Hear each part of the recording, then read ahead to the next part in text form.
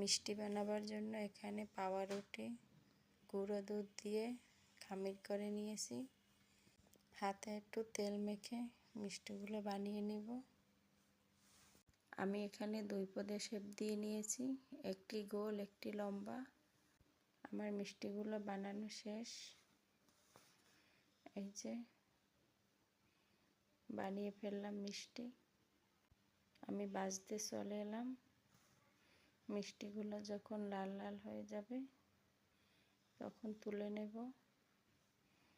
একটু হালকা আঁচে ভাজতে হবে। প্রথমে তেলগুলো গরম করে আবার ঠান্ডা করে নেবেন। তারপর মিষ্টিগুলো দিয়ে হালকা আঁচে ভাজবেন। এই যে আমার মিষ্টিগুলো ভাজা শেষ। এপাশে আমি শিরা বানাবার জন্য চিনি দিয়ে দিয়েছিলাম, 2টা এলাচ দিয়েছিলাম। মিষ্টিগুলো দিয়ে দিলাম। মিষ্টিগুলো দিয়ে একটু নেড়ে জাকিয়ে নিলাম যাতে মিষ্টিগুলো সবখানে ডুবে যায়। এই যে আমার মিষ্টিগুলো বানানো শেষ। আমি 2 ঘন্টা রেস্টে রেখে দিয়েছিলাম। এই যে দেখেন আমার মিষ্টিগুলো কত সুন্দর হয়েছে, ভিতরে কতটা নরম,